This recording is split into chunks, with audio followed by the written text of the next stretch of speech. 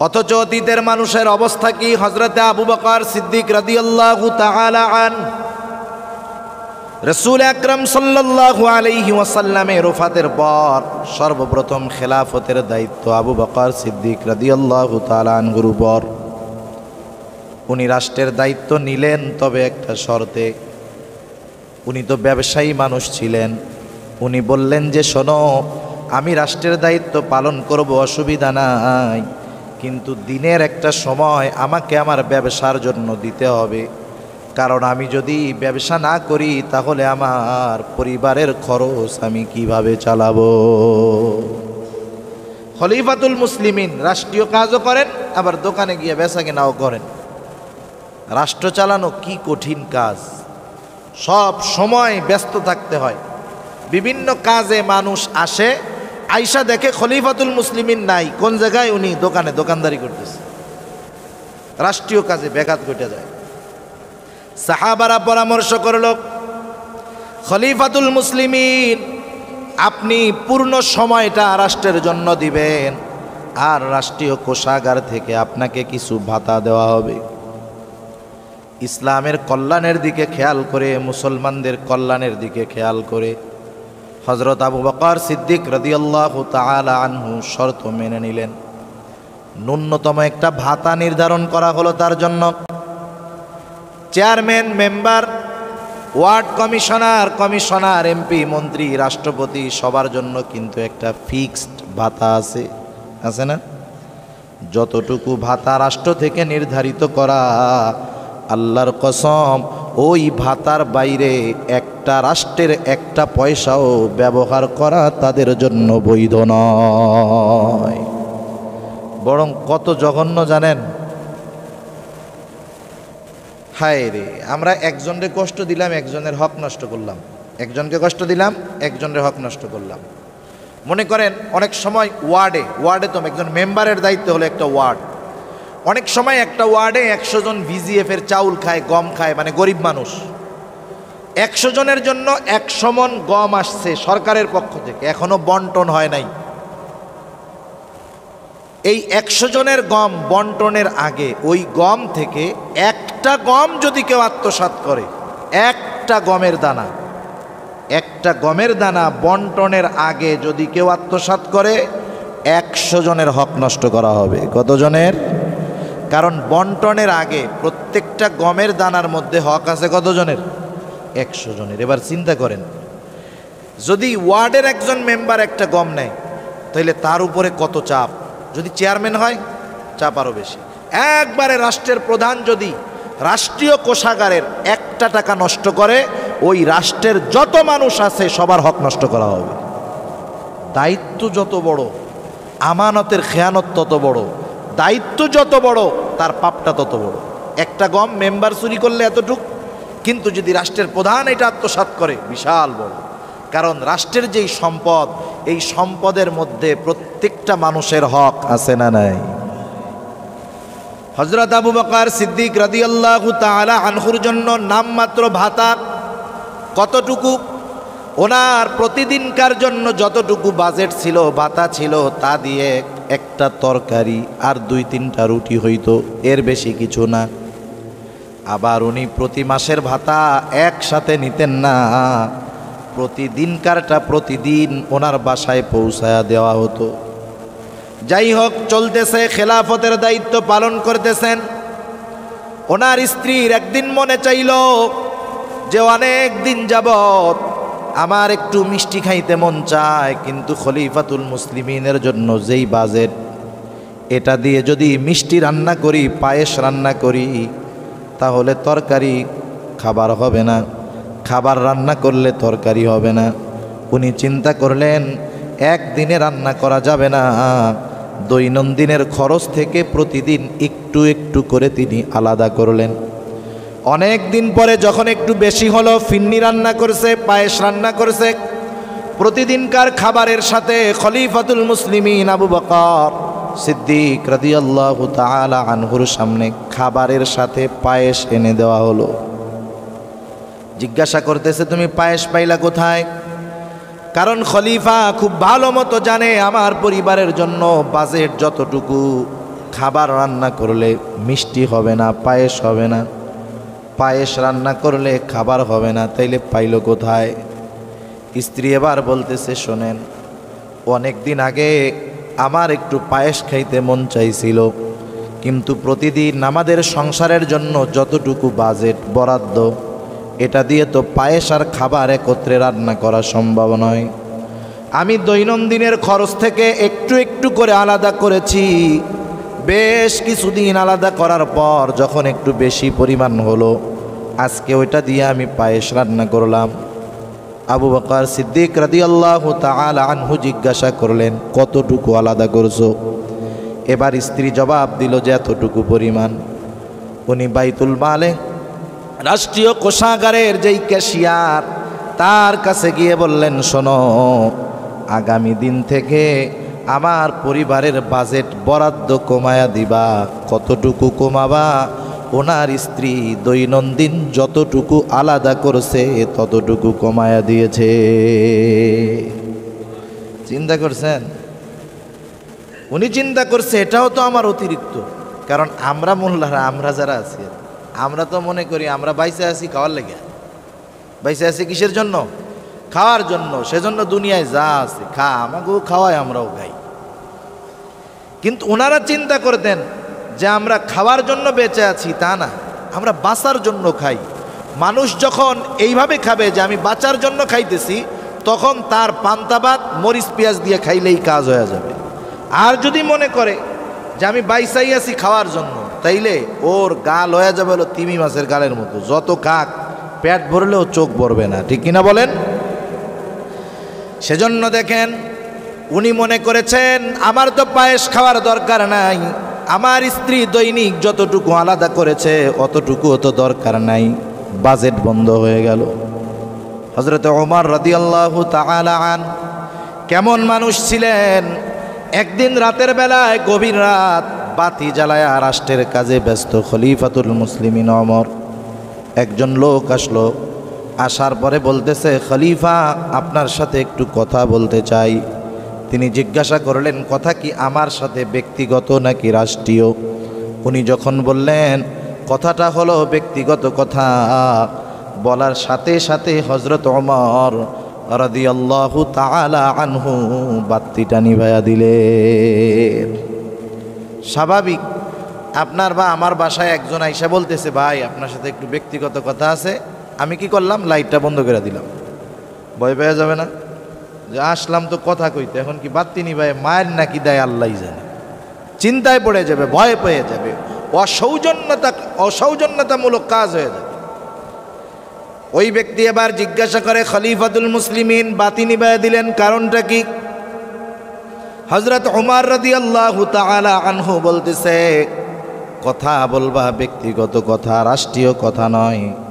তোমার সাথে কথা হবে ব্যক্তিগত কথা, আর রাষ্ট্রের সম্পদ অপচয় হবে, এর হিসাব কে দিবে? 5 মিনিট কথা কইতে কয় টাকার তেলই বা পুড়বে, কতটুকু তেল খরচ হবে? কিন্তু দেখেন রাষ্ট্রের সম্পদের আমানত তারা কিভাবে রক্ষা করছে। সুবহানাল্লাহ। এইরকম এক একজন শাসকের ইতিহাস অনেক বলা যাবে। আর একজনের কথা বলি, মোগল সম্রাটদের ইতিহাস আমাদের উপমহাদেশের একটা অবিচ্ছেদ্য অংশ। কারণ দীর্ঘ সময়ব্যাপী মোগলেরা আমাদের উপমহাদেশ শাসন করেছে। ইসলামের ইতিহাস বলেন আর ভারতীয় উপমহাদেশের ইতিহাস বলেন, ইতিহাসের ব্যাপক অংশ জুড়ে মোগল সম্রাটদের ইতিহাস আছে। আফসোসের ব্যাপার হলো, মুসলমানদের ইতিহাস যারা লেখছে এরা অধিকাংশ হলো অমুসলিম। অমুসলিমরা আমাদের ইতিহাস লেখার কারণে অনেক সময় ইতিহাসের অনেক সত্য বিষয়টাকে তারা লুকায় রাখছে, অসত্যটাকে প্রকাশ করছে বেশি। এমন ইতিহাস প্রকাশ বেশি করেছে যার দ্বারা আমাদের ঈমান আকীদার পর্যন্ত ক্ষতি হয়ে গেছে বেশি। যেমন মোগলদের ইতিহাস যদি পড়েন, ওই ইতিহাস যদি কোনো 200 পৃষ্ঠার বইয়ের মধ্যে থাকে, আপনি আমি দেখতে পাবো ওই বইয়ের অর্ধেক প্রায় 100 পৃষ্ঠা জুড়ে একজন ব্যক্তির ইতিহাস লেখা হবে, যার নাম হলো সম্রাট আকবর। নাম শুনছেন না সম্রাট আকবরের? ইউরোপীয় ঐতিহাসিকরা সম্রাট আকবরকে আকবর দ্য গ্রেট বলে। আকবর দ্য গ্রেট। তাকে একজন মহান শাসক হিসাবে তারা উপাধি দেয়। কারণ কি জানেন? কারণ হলো তৎকালীন সময়ে সম্রাট আকবরের মাধ্যমে ইসলামের যতটুকু ক্ষতি হয়েছে, ইমানের ব্যাপারে, আকীদার ব্যাপারে যতটুকু ক্ষতি হয়েছে, অমুসলিমরাও তৎকালীন সময়ে ইসলামের এত ক্ষতি করতে পারে নাই। যাই হোক, আমি যেই বাদশার কথা বলবো তার নাম হলো বাদশাহ আওরঙ্গজেব। মোগলদের সর্বশেষ বাদশাহ, যিনি শান শৌকতের সাথে মোগল সাম্রাজ্য পরিচালনা করেছেন 60 বছর। উনি সিংহাসনে উপবেশন করার আগে ওনার নাম ছিল আওরঙ্গজেব। সিংহাসনে যখন উপবেশন করলেন তার উপাধি হলো আলমগীর, বাদশাহ আলমগীর। বাদশাহ আলমগীর সিংহাসনে বসেছে। কেমন ছিল তার জীবনী? 60টা বছর মোগল সাম্রাজ্য পরিচালনা করলো। কেমন ছিল তার জীবন? ঐতিহাসিকরা কিন্তু এই বিষয়টা ভালো মতো লেখে নাই। কেমন মানুষ ছিল বাদশাহ আলমগীর? সে রাষ্ট্র থেকে নিজের পরিবারের জন্য কোনো ভাতা, কোনো টাকা নিত না, বরং নিজে হাতে টুপি সেলাই করে পরিবারের খরচ চালাতো। সে যদি চাইতো বড় অঙ্কের বাজেট ভাতা নিয়ে শান শওকতের সাথে চলতে পারতো, কিন্তু কি করত? বাদশাহ নিজে হাতে টুপি সেলাই করতেন। আর একটা কাজ করত, উনি কোরআনের কপি লিখতেন। হাতের লেখা সুন্দর ছিল ওনার। এই কোরআনের কপি, তখন তো আর ছাপাখানা নাই, কোরআনের কপি লিখতেন, বাজারে নিয়ে যাওয়া হইতো, যা হাদিয়া আসতো ওইটা দিয়ে আর টুপি সেলাইয়ের টাকা দিয়ে উনি ওনার পরিবারের খরচ চালাইতেন। সুবহান আল্লাহ তাআলা তার নামটা চিরস্মরণীয় করে রাখছে। দুনিয়া যতদিন থাকবে তার নাম থাকবে, কারণ তার নামে ঐতিহাসিক একটি ফতোয়ার কিতাব আছে, ফতোয়ায়ে আলমগীরি। আল্লাহ তাআলা তার নামটা তামাম দুনিয়ার মুসলমানদের কাছে পরিচিত করে দিয়েছেন। সেজন্য রাষ্ট্রীয় সম্পদ এটা আমানত, রাষ্ট্রের দায়িত্ব আমানত। শুধু তাই না, আমার কাছে অপর মুমিনের মান সম্মান আমানত, ইজ্জতটা আমানত। আমি অপর মুমিনের সম্মান, ইজ্জত, সম্পদ নষ্ট করতে পারি না, এটা আমার কাছে আমানত। আমার জীবনটা আমার কাছে আমানত। আমার শরিয়ত তথা ইসলাম এটাও আমার কাছে আমানত। কোরআনুল কারীমের মধ্যে আল্লাহ রাব্বুল আলামিন বলেন, ইন্না আরাদনাল আমানাতা আলাস সামাওয়াতি ওয়াল আরদি ওয়াল জিবাল ফাআবাইনা আন ইয়াহমিলনাহা ওয়া আশফাকনা মিনহা ওয়া হামালাহাল ইনসান। আল্লাহ রাব্বুল আলামিন বলেন, ইন্না আরাদনাল আমানাতা, আমি এই আমানত পেশ করলাম, আলাস সামাওয়াত ওয়াল আরদি ওয়াল জিবাল, আসমান জমিন পর্বতমালার কাছে এই আমানত পেশ করলাম। কিন্তু তারা এই আমানত গ্রহণ করতে অস্বীকৃতি জানাইল, ভীত শঙ্কিত হয়ে গেল। আল্লাহ তাআলা বলেন, ওয়া হামালাহাল ইনসান, যেই আমানত আসমান জমিন পর্বতমালা গ্রহণ করলো না, বহন করলো না, ওই আমানত মানুষে বহন করলো। কি সেই আমানত? মুফাসসিরিনে কেরাম বলেন সেই আমানত হলো এই কোরআন। আমানত কি বলেন? কোরআন। তার মানে এই শরীয়ত, কোরআন তো আমাদের জীবন ব্যবস্থা, কোরআন আমাদের সংবিধান, কোরআন আমাদের পথপ্রদর্শক। এই শরীয়ত, এই দিন তথা ইসলাম আল্লাহ তাআলার পক্ষ থেকে আমাদের কাছে আমানত। এখন আসেন, একজন যে নামাজ পড়ে না, যে নামাজ পড়ে না, নামাজ না পড়ার গুনাহ হয়, আবার আমানতের খেয়ানতের গুনাহ হয়। প্রত্যেকটা পাপ যখন কেউ করে তখন ওই পাপের গুনাহ হয়, আবার আমানতের খেয়ানতের গুনাহ হয়। শুধু তাই না, আল্লাহ রাব্বুল আলামিন আমাদেরকে কত সুন্দর জানায়া দিলেন, আমরা যখন কোনো গুনাহ করি এটাও খেয়ানত হয়। কারণ আল্লাহ তাআলা বলেন, ইয়ালামু খাইনাতাল আয়ুনি ওয়া মা তুখফিস সুদূর। আল্লাহ রাব্বুল আলামিন বলেন, তিনি জানেন তোমরা চোখের কি খেয়ানত করো, তোমাদের অন্তরের মধ্যে কি আছে সেটাও তিনি জানেন। সেজন্য যখন আমরা গুনাহ করি, এই গুনাহ করাটাও আমানতের খেয়ানত হয়ে যায়। এবার যদি আমরা নজর দেই যে কয়টা বিষয় আমরা আলোচনা করলাম এদিকেই যদি আমরা নজর দেই, তাহলে আমরা যারা নিজেরা নিজেদেরকে বড় আমানতদার মনে করতাম, আমাকে আমার কাছে তখন খেয়ানতকারী মনে হবে। সেজন্য আমানত ব্যাপক একটা জিনিস। আমরা সেজন্য চেষ্টা করব সর্বদা, সর্ব অবস্থায়, সর্বক্ষেত্রে আমানত রক্ষা করার। আল্লাহ তৌফিক দিক। জোরে বলি আমিন। কষ্ট হইতে আছে আপনাদের? কথা বুঝতেছেন? আল্লাহর রাসূল বললেন 4টা জিনিস যার মধ্যে থাকবে দুনিয়াতে তার যদি কিছু নাও থাকে কোনো অসুবিধা নাই। 1 নম্বর হলো সে হতে হবে আমানতের হেফাজতকারী। 2 নম্বর হলো সিদকু হাদিসিন, সত্য কথা বলা। সত্য বলা এটা কিন্তু বড় একটা গুণ, কারণ মিথ্যা বলা এটা হলো মুনাফিকের অন্যতম আলামত। নবীজি বলেন ইদা হাদ্দাসা কাযাবা, মুনাফিক যখন কথা বলে মিথ্যা কথা বলে। আজকে মিথ্যা ইচ্ছায় অনিচ্ছায়, বুঝে না বুঝেও আমরা বলি, বিশেষ করে মোবাইলের কারণে। ঠিক কিনা বলেন? মোবাইলের কারণে অনেকে অনিচ্ছায়ও মিথ্যা কথা বলে ফেলে, তারা বোঝে না। মনে করেন আপনি এখান থেকে যশোর শহরে যাবেন, আপনি খুলনা থেকে রওনা দিছেন। এখন এই বাজারের নাম কি? হ্যাঁ, রামনগর বাজার। আপনি খুলনা থেকে রওনা দিছেন, আপনার বন্ধু আপনার জন্য যশোরে দাঁড়ায় আছে। আপনি যশোরের কাছাকাছি যান নাই, এখনো আপনি আছেন আরও পেছনে। আপনি বলেন এই তো রামনগর চলে আসছি, রামনগর চলে আসছি, অথচ এখনো 5 কিলোমিটার পিছনে আছেন। আপনি চিন্তা করতেছেন চলেই তো আসছি, বললে সমস্যা কি? এই মিথ্যাটা আপনি ইচ্ছা করে বলেন নাই, এটা না বুঝা বলছেন, অনিচ্ছায় বলছেন, কিন্তু তারপরেও এটা মিথ্যা কথা হলো কি হলো না? ওইখান থেকে আপনি যে এই 5 কিলোমিটার পাড়ি দিয়ে রামনগর আসতে পারবেন বা আমি পারবো, কোনো গ্যারান্টি আছে? আল্লাহ না করুক ওই জায়গায় যদি অ্যাক্সিডেন্ট করে মরে, বন্ধুও তো আসবে। আসার পরে বন্ধু চিন্তা করবে, কিরে আমার দোস্তর মরার কথা হইলো রামনগর, ও অত দূরে মরলো কেমনে? তার মানে এই দোস্ত মরার আগেও আমার সাথে মিথ্যা কথা কইছে।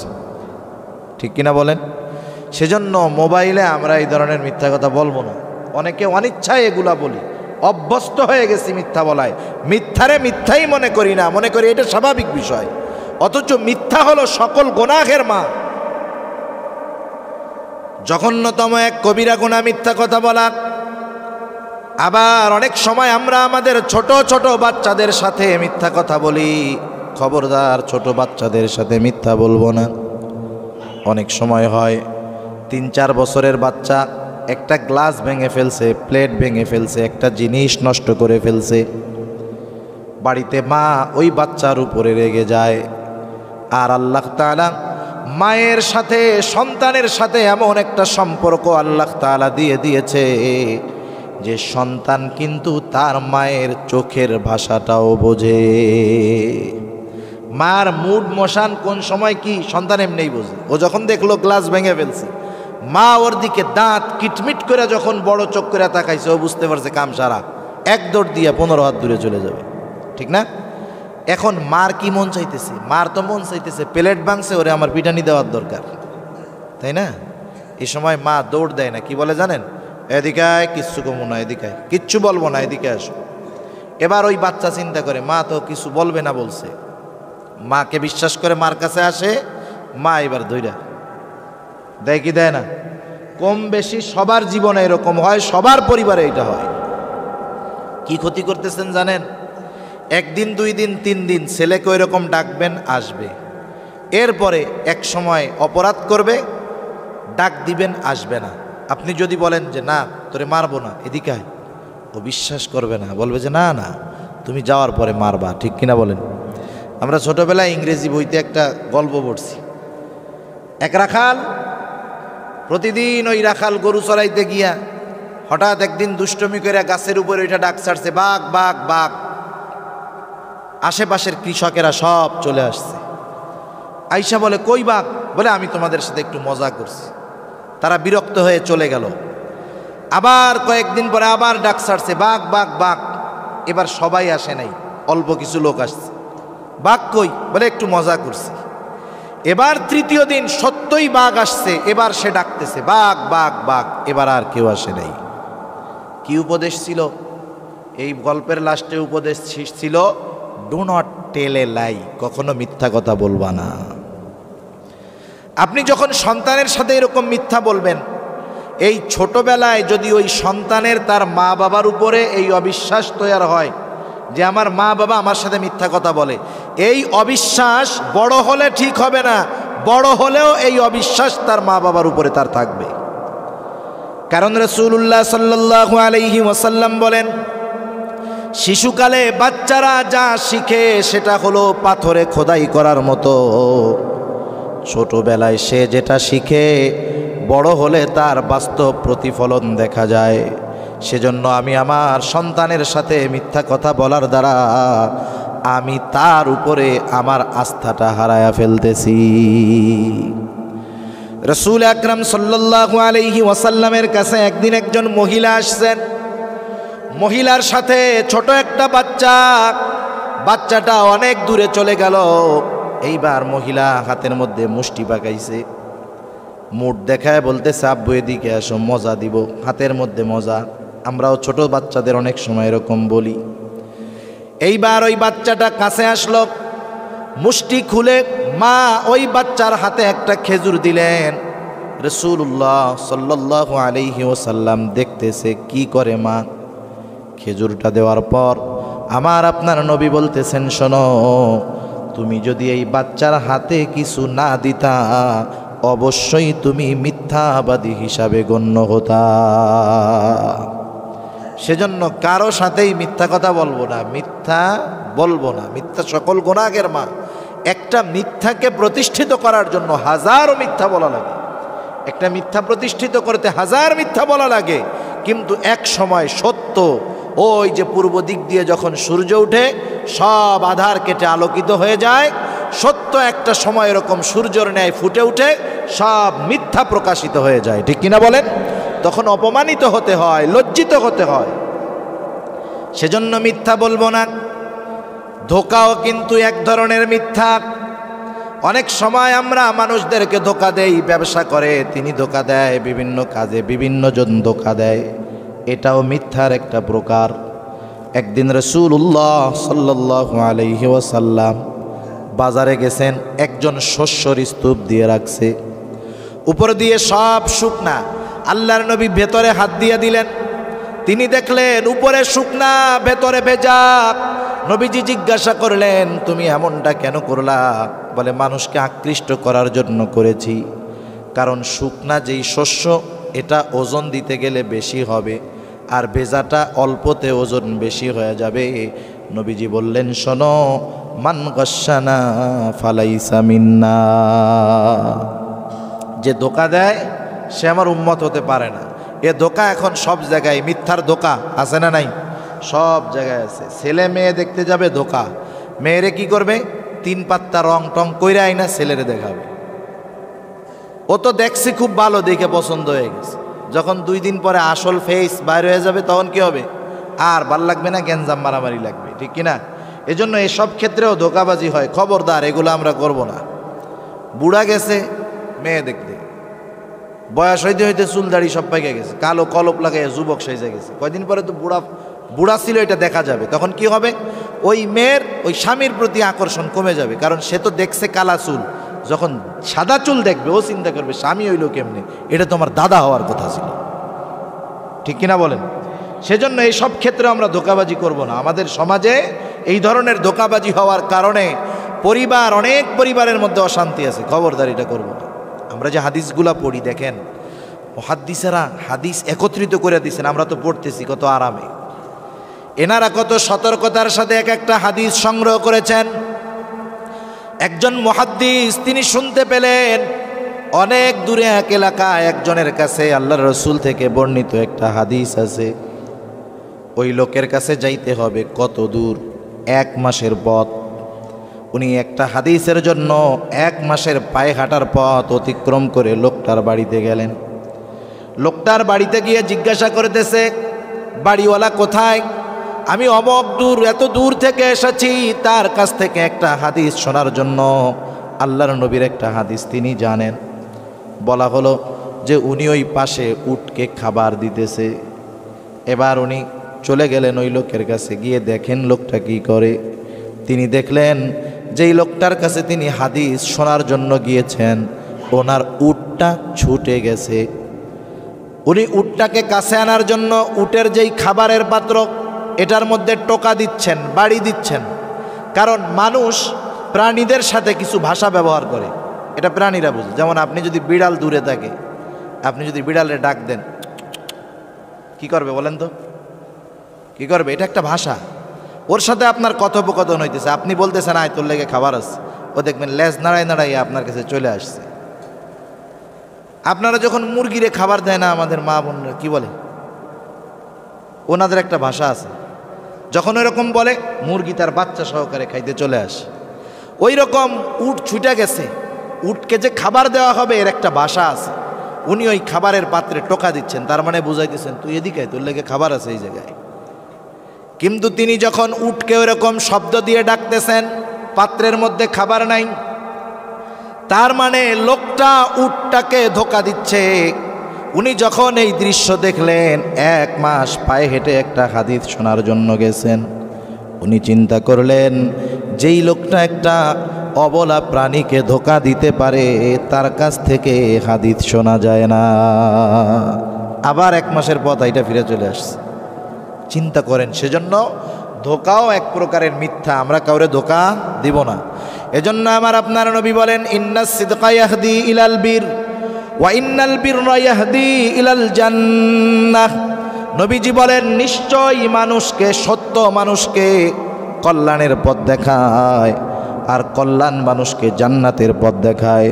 ওয়া ইন্নাল কিযবা ইয়াহদি ইলাশ শার ওয়া ইন্নাশ শাররা ইয়াহদি ইলান নার। নিশ্চয়ই মিথ্যা মানুষকে অকল্যাণের পথ দেখায়, আর অকল্যাণ মানুষকে জাহান্নামের পথ দেখায়। সেজন্য আমরা দ্বিতীয় গুণ সত্য বলবো, মিথ্যা বলবো না। 3 নাম্বার নবী আমার বলেন ওয়া হুসনু খুলুকিন, উত্তম আখলাকওয়ালা হব, উত্তম চরিত্রওয়ালা হব। কারণ আমার আপনার নবী উত্তম চরিত্রের ব্যাপারে খুব গুরুত্ব দিয়েছেন। হযরতে আবু হুরায়রা রাদিয়াল্লাহু তাআলা আনহু হতে বর্ণিত হাদিস, নবীজিকে জিজ্ঞাসা করা হলো ইয়া রাসূলুল্লাহ, মিজানের মধ্যে সবচাইতে ওজন হবে কোন আমল? কারণ আমল কত বড় এটা দেখা হবে না, আমলের ওজন হবে।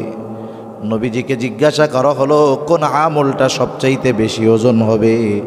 আমার আপনার নবী নামাজের কথা বলেন নাই, রোজার কথা বলেন নাই, হজের কথা বলেন নাই, যাকাতের কথা বলেন নাই। নবীজি বললেন শোনো, মিজানের মধ্যে সবচাইতে ওজন হবে ওই আমল যেটার নাম হলো উত্তম চরিত্র, উত্তম আখলাক, উত্তম চরিত্র। আর আমার আপনার যদি উত্তম চরিত্রের অধিকারী হওয়ার ইচ্ছা থাকে, তাহলে আমাকে অনুসরণ করতে হবে রাসূলুল্লাহ সাল্লাল্লাহু আলাইহি ওয়াসাল্লাম। কারণ আমার আপনার নবী বলেন বুইসতু লি উতাম্মিমা মাকারিমাল আখলাক, আমাকে উত্তম চরিত্রের পূর্ণাঙ্গতা প্রদানার্থে প্রেরণ করা হয়েছে। তার মানে আমার আপনার নবী হলেন উত্তম চরিত্রের পূর্ণাঙ্গতা দানকারী। সুবহানাল্লাহ। আমার আপনার নবীর চরিত্র হলো পূর্ণাঙ্গ চরিত্র। আমরা যদি কোনো সরকারি কাজের জন্য যখন চারিত্রিক সনদপত্রের দরকার হয়, যারা পৌরসভার মধ্যে তারা যায় কাউন্সিলরের কাছে, আমরা যাই ইউনিয়ন পরিষদে, ঠিক না? চেয়ারম্যান সাহেব উনি লেখা দেয় যে এই লোকটা ভালো, রাষ্ট্রীয় কোনো কাজের সাথে ধর্ম খুব ভালো মানুষ, শেষ। উনি আমার চরিত্রের সার্টিফিকেট দিলেন।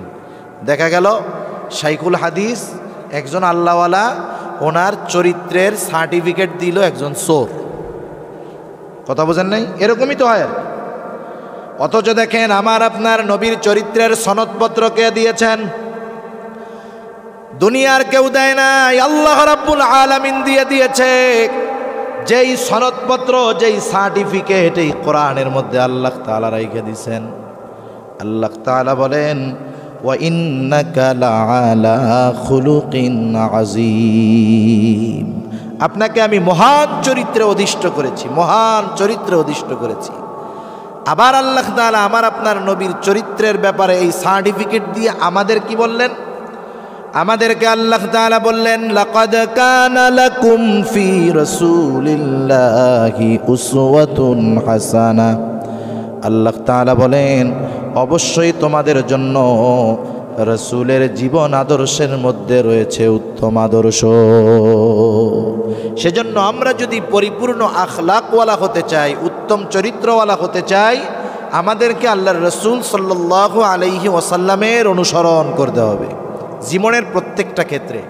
একটা মানুষের অনেক পরিচয় হয়, একটা মানুষের অনেক পরিচয় হয়। একজন মুরব্বী, সে দাদা হয়, সে শ্বশুর হয়, সে তাওই হয়, সে বাপ হয়, রাষ্ট্রীয় দায়িত্ব পাইলে চেয়ারম্যান হয়, মেম্বার হয়, এমপি হয়, স্বামী হয়। কত পরিচয় থাকে না একজনের, কত পরিচয় থাকে।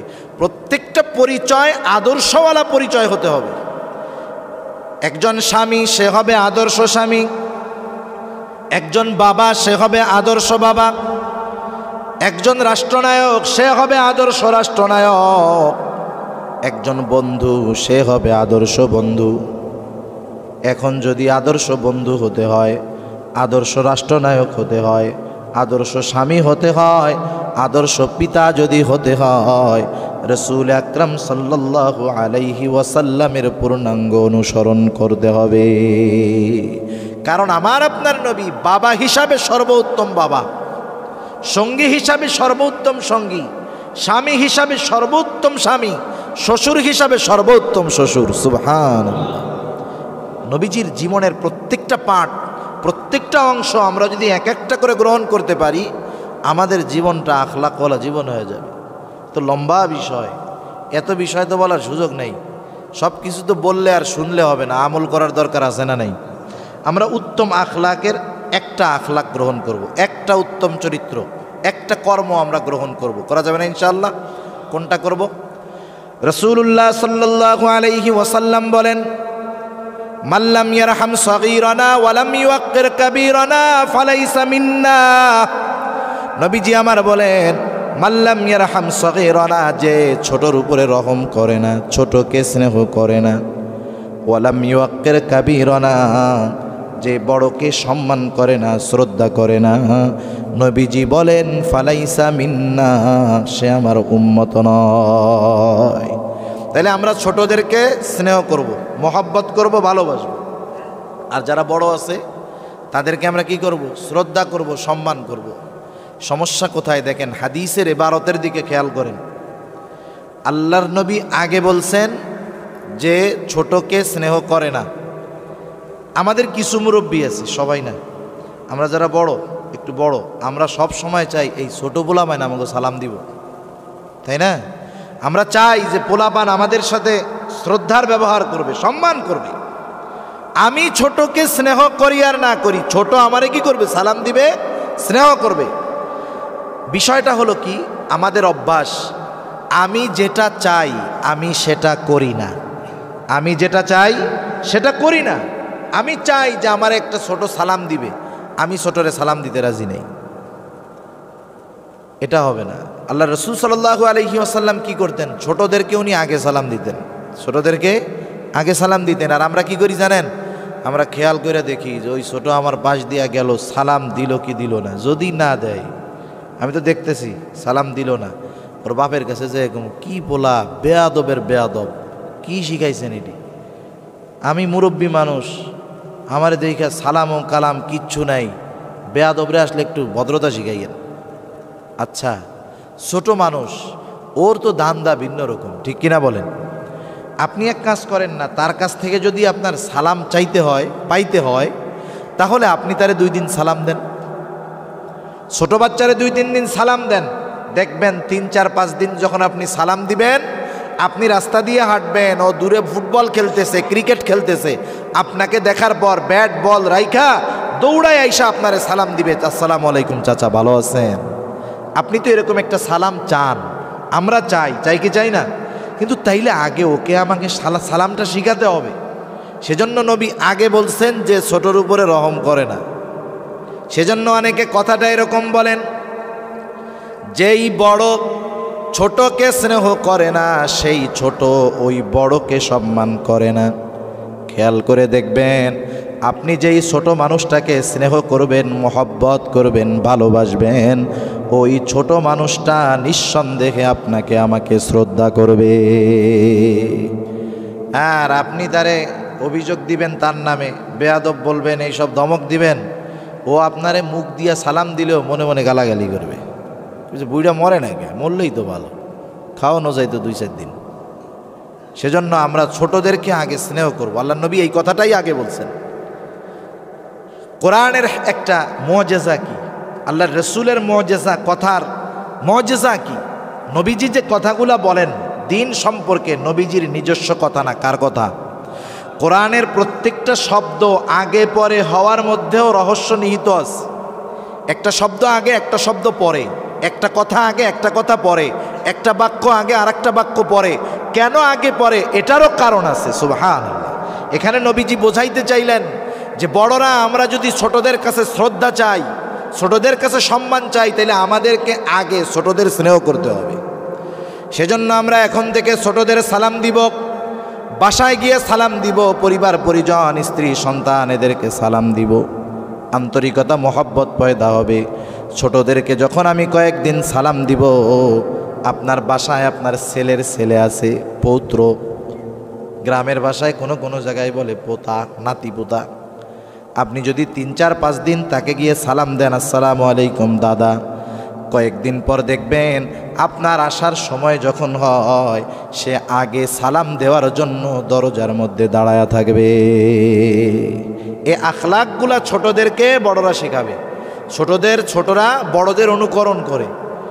আর সেজন্য আমাদের আখলাক যেমন হবে ছোটদের সেরকম হবে। সেজন্য আমরা একটা উত্তম আখলাকের আমল করব, যে আমাদের ছোট যারা তাদেরকে আমরা স্নেহ করব, মহব্বত করব, ভালোবাসবো। আর আমাদের যারা বড় তাদেরকে আমরা সম্মান করব। করা যাবে না ইনশাআল্লাহ?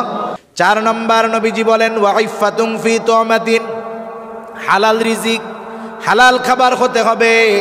কারণ হালাল খাবার যার নাই তার কিন্তু ইবাদত কবুল হবে না, জান্নাতে যেতে পারবে না। নবীজি বলেন লা ইয়াদখুলুল জান্নাতা জাসাদুন গুদিয়া বিল হারাম, হারাম ভক্ষণকারীর শরীর জান্নাতে প্রবেশ করবে না। আর 5 মিনিটের মধ্যে শেষ হয়ে যাবে ইনশাআল্লাহ। হারাম ভক্ষণকারীর শরীর জান্নাতে প্রবেশ করবে না। কত জঘন্য এক কথা। হালালের ব্যাপারে কতটা গুরুত্ব আল্লাহ তাআলা, আল্লাহর নবী বলেন কাসবুল হালালি ফারিদাতুম বাদাল ফারিদাহ, ফরজ ইবাদতের পরে অন্যতম ফরজ ইবাদত হলো হালাল উপার্জন করা। হালাল উপার্জন ছাড়া কিন্তু আমার আপনার আমলগুলা কবুল হবে না। 2টা জিনিস খেয়াল রাখতে হবে, উপার্জনও হালাল, খাবারটাও হতে হবে হালাল। এমন হইল টাকাটা সুদের টাকা, আর গরুটা জবাই দিছে মক্কার ইমাম সাহেব, হারাম টাকা দিয়া ওই মক্কার ইমামের জবাই করা গরু কিনলে ওইটা যেমন শুয়োরের গোস্ত তেমন, কারণ ওর মূলটাই কি হারাম। সেজন্য উপার্জনও হালাল হতে হবে, খাবারটাও হালাল হতে হবে, 2টাই ঠিক থাকতে হবে, নাহলে দোয়াও কবুল হবে না, ইবাদতও কবুল হবে না।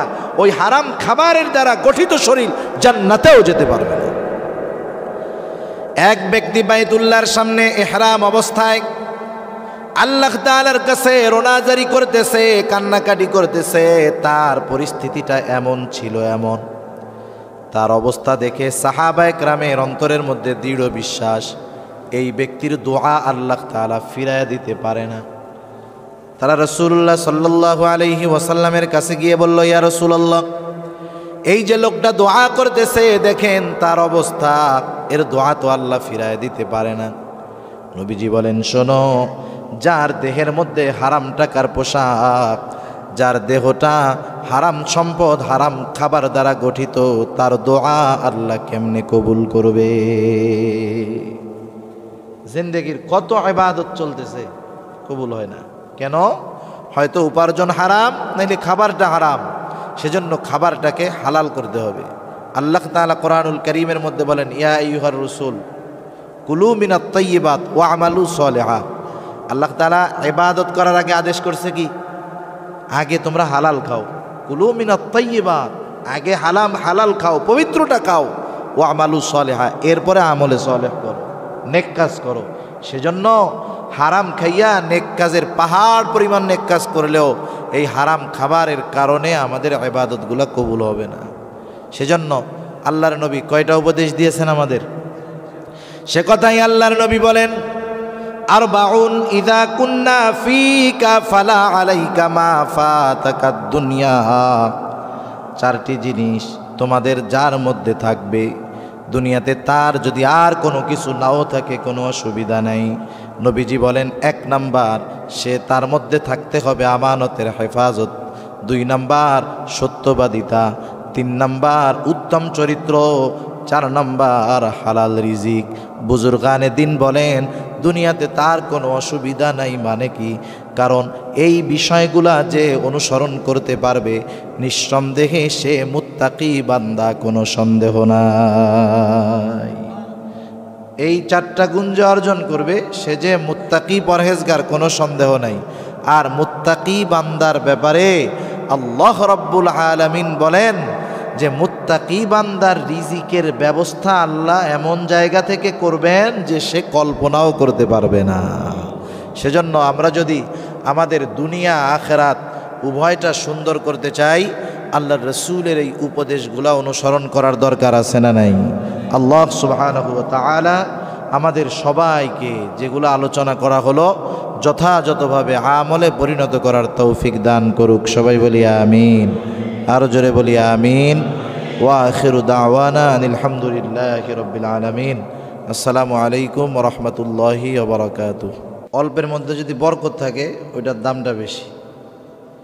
সেজন্য আসলে যে মাহফিল হইতেছে এই মসজিদে ঢোকার আগেও কিন্তু আমি বুঝতে পারি নাই, আওয়াজই নেই, মানে বেদিকটা মাইক নাই, কিচ্ছু নাই। এই জায়গাও টের পাওয়া যেতেছে না যে মাহফিল হইতেছে। তারপরেও আলহামদুলিল্লাহ আমরা যা কিছু শুনছি আগে পরে হযরত ওলামায়ে কেরাম বয়ান করেছেন, আমরা যদি একটা আমল করতে পারি, সবগুলার থেকে একটা আমল করতে পারি, ওই একটা আমল যদি একজন করে, ওই একটা আমল করার কারণেই মাহফিল কামিয়াব হইতে পারে। ঠিক কিনা বলেন? সেজন্য মানুষ বেশি হলেই যে কামিয়াব বিষয়টা তা না। একজন মানুষ যদি আমল করে, একজন মানুষও যদি আসে আমল করলে ওই মাহফিল কামিয়াব। আল্লাহ তাআলা এনারা আয়োজন করেছেন। আমরা যা ইচ্ছা করি, যা চাই সবসময় তা হয় না, বরং আল্লাহ তাআলা যেটা চায় সেটাই হয়। ঠিক কিনা বলেন? আমরা চেষ্টার পরে যেটা হয়, মানুষ সব চেষ্টার পরে যেটা হয় বুঝতে হবে ওটাই আমাদের তাকদীর। আর যখন চেষ্টার পরে তাকদীরের উপরে আমরা বিশ্বাস করি, আমাদের জন্য সান্ত্বনার জায়গা আছে যে আমরা তো চেষ্টা করছি, আল্লাহ চায় নাই তাই হয় নাই। এখন দুনিয়ার মানুষের কারণে যদি না হইতো তাইলে মারামারি ফিতনা লেগে যেত। সেজন্য অনেক সময় অনেক কিছু এমন হয় আমাদের ইচ্ছা থাকে একরকম হয় আর একরকম। আল্লাহ তাআলা কোরআনুল কারীমের মধ্যে বলেন আসা আন তাকরাহু শাইআন ওয়া হুয়া খায়রুল লাকুম ওয়া আসা আন তুহিব্বু শাইআন ওয়া হুয়া শাররুল লাকুম। মানে কিছু বিষয় হয় আমরা মনে করি ওর মধ্যে মনে হয় কল্যাণ ভরা, কিন্তু আল্লাহ তাআলা বলেন না না, ওয়া হুয়া কুরহুল লাকুম, ওইটা তোমাদের জন্য অকল্যাণকর, মন্দ। আবার কিছু বিষয় আছে তোমরা অপছন্দ করো, ভালোবাসো না, চাও না, কিন্তু আল্লাহ তাআলা আমি ওর মধ্যে কল্যাণ দিয়ে রাখছি, ভালাই দিয়ে রাখছি। সেজন্য আল্লাহ তাআলা আজকের এই আয়োজন কবুল করুক, যারা আয়োজন করেছেন তাদের কবুল করুক, মসজিদকেও আল্লাহ তাআলা মুসল্লিদেরকে সবাইকে কবুল করুক। আমরা দুরূদ শরীফ পাঠ করি। আল্লাহুম্মা সাল্লি আলা মুহাম্মদ ওয়া আলা আলি মুহাম্মাদিন কামা সাল্লাইতা আলা ইব্রাহিম ওয়া আলা আলি ইব্রাহিম ইন্নাকা হামিদুম মাজিদ। আল্লাহুম্মা বারিক আলা মুহাম্মাদিন ওয়া আলা আলি মুহাম্মদ কামা বারাকতা আলা ইব্রাহিম ওয়া আলা আলি ইব্রাহিম إنك حميد مجيد. الحمد لله رب العالمين والعاقبة للمتقين والصلاة والسلام على خير خلقه محمد وعلى آله وأصحابه أجمعين. ربنا ظلمنا أنفسنا وإن لم تغفر لنا وترحمنا لنكونن من الخاسرين. ربنا آتنا في الدنيا حسنة وفي الآخرة حسنة وقنا عذاب النار. ربنا لا تزغ قلوبنا بعد إذ هديتنا وهب لنا من لدنك رحمة إنك أنت الوهاب.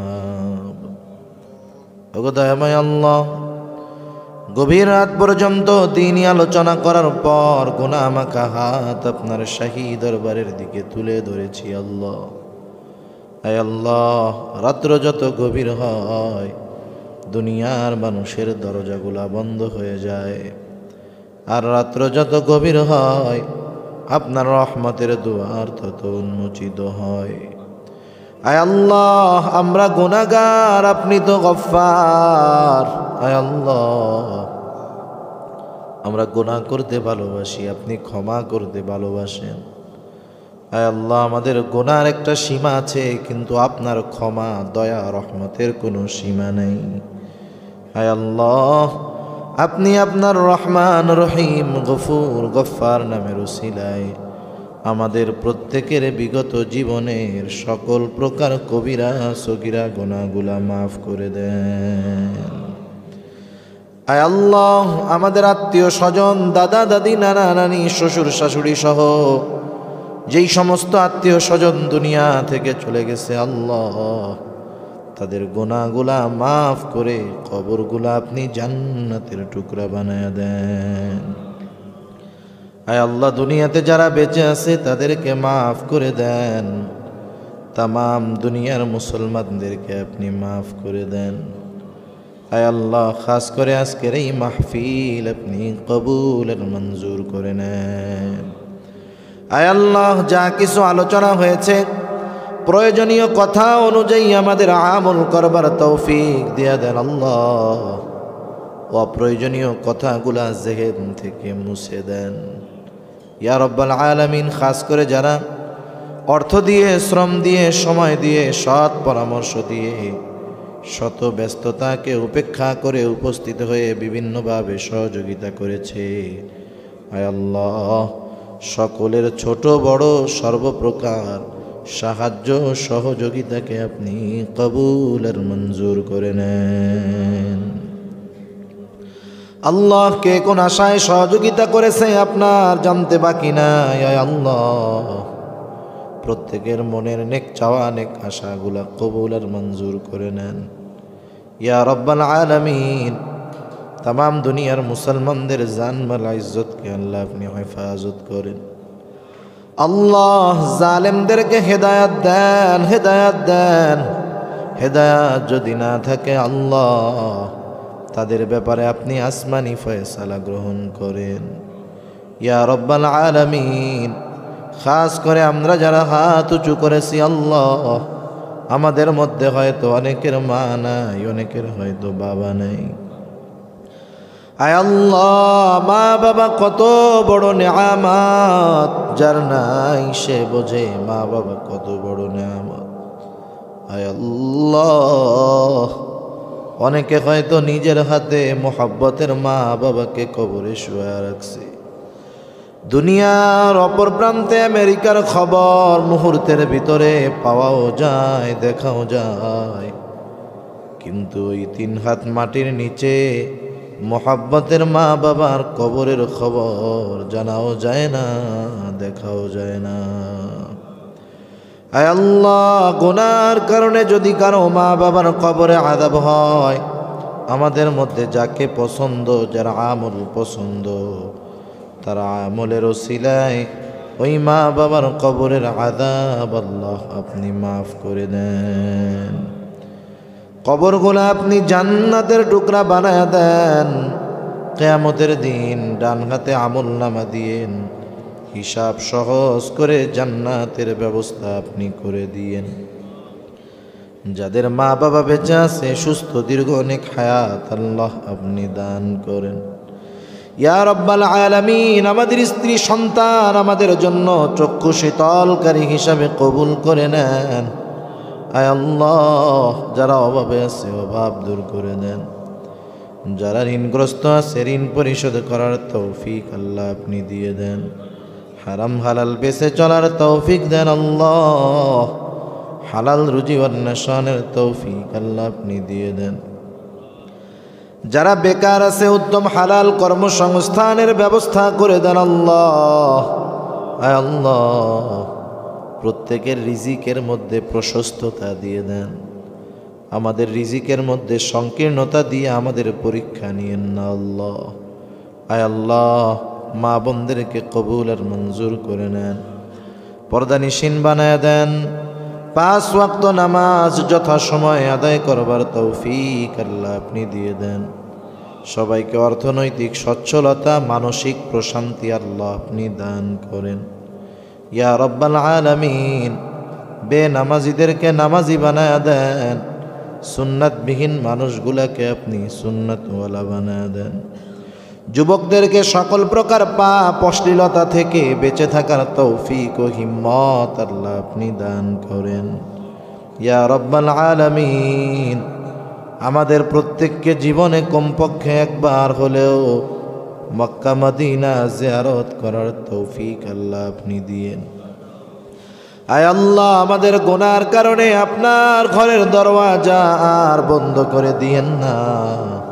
আয় আল্লাহ, জীবনে একটিবার হলেও আপনার ঘরে লাগানো হজরে আসওয়াদে চুম্বন করার তৌফিক আমাদেরকে দিয়ে দিয়েন। আপনার হাবিবের রওজার পাশে দাঁড়াইয়া প্রাণ ভরে সালাম দেওয়ার তৌফিক আল্লাহ আপনি আমাদেরকে দিয়ে দিয়েন। আল্লাহ, যারা একবার গেছে বারবার যাওয়ার তৌফিক আপনি দিয়ে দেন ইয়া রব্বাল আলামিন। আমাদের দেশের উপরে খাস রহমত নাজিল করেন, আসমানি জমিনি সকল প্রকার বালা মুসিবত থেকে হেফাজত করেন আল্লাহ। আল্লাহ, যত রকমের ভাইরাস আছে, করোনা ভাইরাস সহ সকল প্রকার ভাইরাস থেকে আমাদের দেশকে হেফাজত করেন ইয়া রব্বাল আলামিন ইয়া আরহামার রাহিমিন। কার মনে কি চাওয়া জানি না, সকলের মনের নেক চাওয়া নেক আশা কবুল আর মঞ্জুর করে নেন ইয়া রব্বাল আলামিন। আমাদের অন্তর আপনার এবং আপনার হাবিবের মোহাব্বত দিয়ে ভরপুর করে দেন আল্লাহ। আয় আল্লাহ, আমাদেরকে গুনাহমুক্ত হয়ে বাড়ি ফিরে যাওয়ার তৌফিক দিয়েন। আয় আল্লাহ, আপনি যদি আমাদের ক্ষমা না করেন আমরা ধ্বংস হয়ে যাব। আয় আল্লাহ, আপনি যদি আমাদের ক্ষমা করে দেন কারো কাছে কৈফিয়ত দেওয়া লাগবে না, আপনার কোনো ক্ষতি হবে না। কিন্তু আমাদের যদি ক্ষমা না করেন আমাদের কোনো উপায় থাকবে না। আয় আল্লাহ, আমরা তো আপনারই গোলাম। আয় আল্লাহ, আপনার গোলামদেরকে ক্ষমা করে দেন। আয় আল্লাহ, আমাদের সকল প্রকার কল্যাণ দেন, সকল প্রকার অকল্যাণ থেকে আমাদেরকে হেফাজত করেন ইয়া রব্বাল আলামিন ইয়া আরহামার রাহিমিন। সর্বোপরি শেষ চাওয়া মাওলা, মালাকুল মউত যথাসময় আমাদের প্রত্যেকের কাছে মৃত্যুর পরোয়ানা নিয়ে হাজির হয়ে যাবে। আয় আল্লাহ, জানি না এখান থেকে আমরা বাড়িতে বাসায় ফিরে যেতে পারবো কিনা।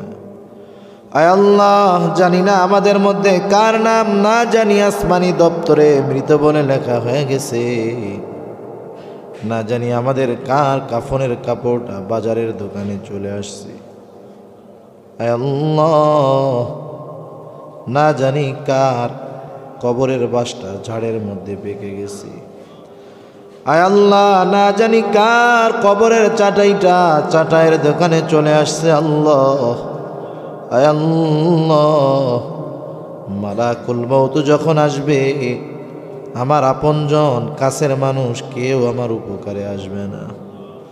আয় আল্লাহ, না সন্তান কোনো উপকার করতে পারবে, আয় আল্লাহ, না মা বাবা সন্তানের কোনো উপকার করতে পারবে। ওই কঠিন সময় আপনি আপনার প্রত্যেকটা গোলামের জবানে তাওহীদের কালিমা নসিব করে দিয়ে ইয়া রব্বাল আলামিন।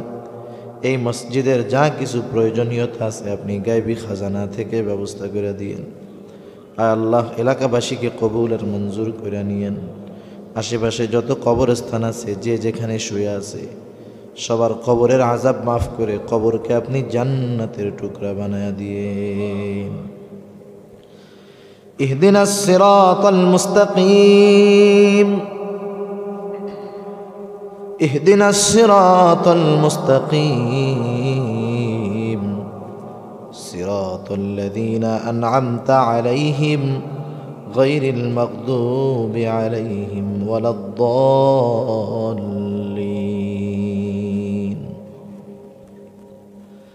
ربنا هب لنا من أزواجنا وذرياتنا قرة أعين وجعلنا للمتقين إماما رب ارحمهما كما ربياني صغيرا رب ارحمهما كما ربياني صغيرا اللهم وفقنا لما تحبه وترضى من القول والعمل والفعل والنية والهدي إنك على كل شيء قدير وصلى الله تعالى على خير خلقه محمد وعلى آله وأصحابه أجمعين آمين برحمتك يا أرحم الراحمين